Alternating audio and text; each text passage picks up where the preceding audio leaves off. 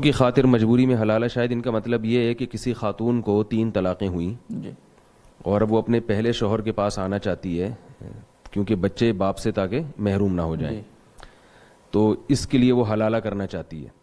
یہ مسئلہ چونکہ بڑا حساس ہے اور اس کو افراط و تفرید بہت ہے اس میں، تو اس لیے میں تھوڑا سا اس کو ذرا ڈیٹیل میں بیان کرتا ہوں۔ دیکھیے، قرآن مجید نے 3 طلاقوں کے بعد پابندی لگائی ہے صاف لفظوں میں کہ مرد اپنی زوجہ سے رجوع نہیں کر سکتا حتیٰ تنکح زوجا غیرہ، جی جب تک کہ وہ عورت کسی دوسرے مرد سے نکاح نہیں کر لیتی۔ اور حدیث میں آتا ہے کہ صرف نکاح کر لینا کافی نہیں ہے، ہم بستری کرنا بھی ضروری ہے، بخاری مسلم کی صحیح روایت ہے۔ یہ ایک حلالے کا ایک ہے حکم جو قرآن مجید نے بتایا ہے، اور اس کا مقصد تھا مرد کو سزا دینا، 3 طلاقوں کا دروازہ روکنا تاکہ لوگ 3 طلاقیں نہ دیں تو سوچ سمجھ کے دیں، وقفے سے دیں۔ تو اب کیا ہوتا ہے کہ لوگ جلد بازی میں دھڑا دھڑ طلاقیں نکال دیتے ہیں، جو کہ ناجائز ہے۔ قرآن نے اس کو حرام اور ناجائز قرار دیا، اور حرام بھی اس لیے قرار دیا کہ تینوں واقع ہو جاتی ہیں۔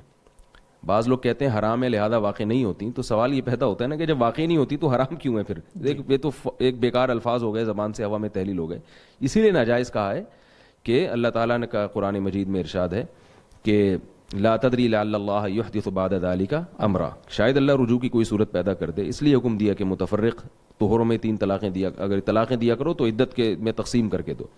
اس طرح قرآن میں آتا ہے ومن یتعد حدود اللہ ومن یتعد حدود اللہ فقد ظلم نفسہ۔ طلاق کے بارے میں اللہ نے فرمایا کہ جو اپنے اوپر ظلم کرتا ہے، جو اللہ کی حدود کو توڑتا ہے تو ظلم کرتا ہے۔ اس کی تفسیر میں عبداللہ بن عباس اور دیگر حضرات سے یہی منقول ہے کہ جس نے غیر شرعی طریقے سے طلاق دے دی تو اس نے اپنے اوپر ظلم کیا۔ تو مرد جب اکٹھی 3 طلاقیں دے گا تو اس نے اپنے اوپر ظلم کیا ہے۔ ظلم کیوں کیا؟ کہ اس نے رجوع کا دروازہ اپنے لیے بند کر دیا۔ اب وہ پچھتائے گا لیکن اس کو حاصل کچھ بھی نہیں ہوگا۔ اب ہو یہ رہا ہے کہ زمانے جاہلیت میں تو 3 کے بعد بھی رجوع کا حق تھا، اسلام نے کہا کہ 3 کے بعد رجوع کا حق نہیں ہے۔ قرآن اور سنت سے صاف طور پہ پتہ چلتا ہے کہ مقصد تھا مرد کو سزا دینا تاکہ یہ بیوی اس کی دسترس سے نکل جائے۔ زمانے جاہلیت میں کیا ہوتا تھا، لوگ بہلا پھسلا کے اس عورت سے دوبارہ نکاح کر لیتے تھے۔ عورت کا مزاج ایسا ہے کہ اس کی طبیعت میں نرمی ہے، اسے چکنی چپڑی باتوں سے دوبارہ جو ہے نا قائل کیا جا سکتا ہے، اور طلاق کا اختیار مرد کو ہے۔ عورت مرد سے اتنی آسانی سے اپنی جان چھڑا نہیں سکتی ہے، تو ایک دفعہ اس کی جان چھوٹی تھی تو یہ مرد چکنی چپڑی باتوں سے نا دوبارہ اس کو اپنے نکاح میں لائے گا اور پھر لٹکا کے چھوڑ دے گا۔ تو اس مصیبت سے بچنے کے لیے کہ مرد کے اختیارات کو محدود کیا جائے تو اسلام نے 3 طلاقوں کے بعد رجوع کا راستہ بند کیا۔ لیکن یہ وہ دور تھا جس میں 3 طلاقیں نافذ ہوتی تھیں، یا قرآن نے جس دور میں یہ حکم نازل کیا اس میں تعدد زوجات کا رواج بھی تھا۔ ادھر عورت کو طلاق ہوئی اور عدت کے بعد فوراً اس کی شادی ہو جاتی تھی، تو مرد پچھتاتا تھا کہ یہ میرے ہاتھ سے ایک عورت نکل گئی۔ عورت کی فوراً شادی ہوتی تھی، اس کے بچوں کی کفالت کا انتظام بھی ہوتا تھا، اور طلاق کو اتنا معیوب بھی نہیں سمجھا جاتا تھا کیونکہ طلاق عورت کے حق میں اتنا بدنما داغ نہیں تھی۔ اس کو ہم صحابیات کے واقعات جب دیکھتے ہیں تو جب بھی کسی صحابیہ کو طلاق ہوئی ہے پہلے سے بہتر رشتہ ہی ان کو ملا ہے، اگر دوبارہ بھی طلاق ہوئی تو پھر اس سے بہتر رشتہ ملا، بیوہ ہوئی تو اس سے بہتر رشتہ ملا۔ لیکن ہمارے یہاں چونکہ تعدد زوجات کا رواج نہیں ہے، ایک بیوی پر اکتفا کا رواج معاشرے میں چل پڑا ہے، تو اب خواتین کی بھرمار ہے۔ اب اگر کسی کو 3 طلاقیں ہوتی ہیں تو بیچاری ساری زندگی بیٹھی رہتی ہے، اور طلاق چونکہ عورت کے حق میں ایک بدنما داغ سمجھا گیا ہے، لہذا طلاق کے بعد آپس کے اختلافات بہت شروع ہو جاتے ہیں، تو بچوں میں چھینا جھپٹی شروع ہوتی ہے، جبکہ شریعت نے بچوں کے بارے میں قاعدہ ضابطہ بیان کر دیا کہ بچے جب تک بچے ہیں ماں کے پاس رہیں گے، اور 7 سال کی عمر میں وہ باپ کی کسٹڈی میں آئیں گے۔ جب ماں کے پاس رہیں گے تو باپ اس سے ملے گا، اور جب باپ کے پاس رہیں گے تو ماں سے ملنے پر کوئی پابندی نہیں لگا سکتا۔ لیکن اب جھگڑے اتنے ہوتے ہیں کہ کھینچا تانی ہوتی ہے، باپ کے پاس چلے گئے تو ماں سے ہمیشہ کے لیے محروم، ماں کے پاس چلے گئے تو باپ سے ہمیشہ کے لیے محروم۔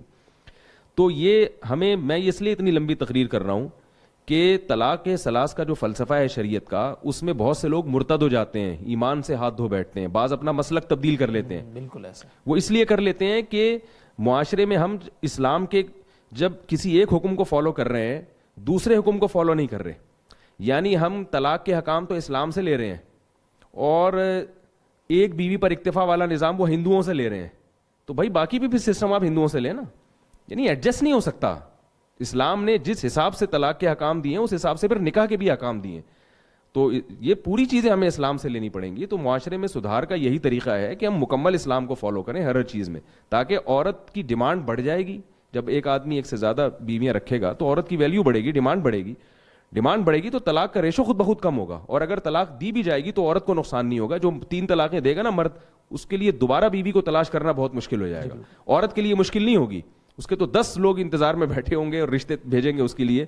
لیکن جس کے ہاتھ سے سونے کی چڑیا نکل گئی ہے, اس کے لیے اب عورت کا حصول بہت مشکل ہو جائے گا. تو یہ پوری بات پہلے ذہن میں رکھنی چاہیے کہ اسلام میں حلالے کا کنسیپٹ ہے کیا, اسلام نے حلالے کا کیوں کہا ہے. یہ پوری بات لوگوں کے ذہن میں نہیں ہوتی تو لوگوں کو اسلام پر بھی اعتراضات ہوتے ہیں کہ یہ کیسا اللہ نے حکم دے دیا کہ مرد دے 3 طلاقیں اور نقصان ہو عورت کو, حلالے وہ کرتی پھرے. تو عورت کو نقصان نہیں, مرد کو نقصان دینے کے لیے, مرد کے اختیارات ختم کرنے کے لیے. اب جو عورت کو نقصان ہو رہا ہے وہ اسلام کے حکم کی خرابی کی وجہ سے نہیں ہے, وہ ہمارے معاشرے کی خرابی ہے. وہ خرابی کیا ہے, ہم نے اسلام کو مکمل فالو نہیں کیا, آدھا اسلام لے رہے ہیں, آدھا ہندوؤں والا سسٹم لے رہے ہیں. تو اب جو حلالی کی جو سیٹ اپ ہے نا, اس سے عورت کو نقصان ہو رہا ہے, وہ اس وجہ سے ہو رہا ہے. اب میں اس کی پوری حیثیت بیان کرتا ہوں کہ دیکھیے, حلالے کے بارے میں بعض لوگ تو اس کو پرلے درجے کی بغیرتی کہتے ہیں جی, اور بعض لوگوں کے ہاں باقاعدہ ایگریمنٹ کر کے حلالے کیے جا رہے ہیں. بعض سنا ہے کہ اس کام کے لیے باقاعدہ بیٹھے ہوئے ہوتے ہیں کہ جس نے بھی حلالہ کروانا ہے. یہ بے شرمی بغیرتی کی بات ہے, مجھے کہتے ہوئے بھی اچھا نہیں لگ رہا, اور وہ اس کے لیے جناب وہ اشتہارات بھی دیتے ہیں. تو یہ دونوں انتہائیں ہیں جو بالکل غلط ہیں. ایک حلالہ وہ ہے جس پر رسول اللہ صلی اللہ علیہ وسلم نے لعنت کی ہے, لعن اللہ المحلل والمحلل لہ, فرمائے جس کے لیے حلالہ کیا جائے اس پر بھی لعنت اور حلالہ کرنے پر بھی لعنت. اور ایک حلالہ وہ ہے جس کا قرآن نے ذکر کیا ہے کہ اگر مرد نے 3 طلاقیں دے دیں فلا تحل لہ حتی تنکح زوجا غیرہ, عورت شوہر کے لیے حلال نہیں ہے جب تک کسی اور مرد سے نکاح نہ کر لے. 2 قسم کے حلالے, ایک قرآن میں ملتا ہے, ایک حدیث میں. اب اگر علی الاطلاق حلالے کو حرام کہتے ہیں, بے غیرتی کہتے ہیں, سوال پیدا ہوتا ہے کہ پھر کیا قرآن نے معاذ اللہ غلط بات کی, قرآن نے غلط چیز کی رہنمائی کی ہے. لوگ کہتے ہیں نا کہ یہ 3 طلاقوں کو نافذ کر دینا یہ حلالے کی رہنمائی ہے, خدا نخواستہ. تو اگر یہ حلالے کی طرف رہنمائی ہے تو پھر تو معاذ اللہ یہ کام قرآن نے بھی کیا ہے, تو آپ کیا قرآن پہ بھی الزام لگائیں گے؟ تو قرآن صاف لفظوں میں فتویٰ دے رہا ہے کہ اگر مرد نے 3 طلاقیں دے دی ہیں تو حلالہ کے بغیر عورت شوہر کے لیے حلال نہیں ہے. تو پتہ یہ چلا کہ حلالے میں ہم کو یہ فرق کرنا پڑے گا, ایک شرعی حلالہ اور ایک غیر شرعی حلالہ. غیر شرعی حلالہ جس پر حدیث میں لعنت ہے, یہ وہ حلالہ ہے جس میں عورت ایگریمنٹ کرے کسی مرد سے کہ میں آپ سے نکاح کر رہی ہوں اس شرط کے ساتھ کہ آپ ہم بستری کرنے کے بعد مجھے طلاق دے دیں گے. یہ وہ حلالہ ہے جس پر رسول اللہ صلی اللہ علیہ وسلم نے لعنت فرمائی ہے. اور ایک حلالہ جس کا قرآن نے ذکر کیا, یہ وہ حلالہ ہے جس میں ایگریمنٹ کے بغیر نکاح ہوتا ہے. اگر عورت کسی مرد سے نکاح کرتی ہے, پہلے سے کوئی ایگریمنٹ نہیں ہے, اور نکاح کے بعد وہ یہ سمجھتی ہے کہ میرے لیے پہلا والا شوہر زیادہ مناسب تھا, میں اس کے پاس جانا چاہتی ہوں, تو اس کے لیے دوسرے شوہر سے طلاق مانگنے میں کوئی حرج نہیں ہے. اس کے ناجائز ہونے کی کوئی دلیل نہیں ہمارے پاس.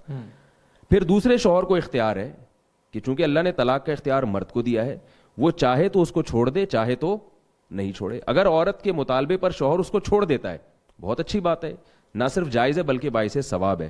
اس لیے کہ جب ایک عورت کا دل آپ کے ساتھ نہیں لگ رہا اور وہ اپنے پہلے شوہر کے ساتھ زندگی گزارنا چاہتی ہے تو اس میں کوئی حرج نہیں ہے. عبد الرحمن ابن عوف رضی اللہ تعالیٰ عنہ جب ہجرت کر کے مدینہ گئے ہیں, ایک انصاری صحابی نے دیکھا کہ ان کو بیچاروں کو کون رشتہ دے گا, یہ اجنبی ہیں.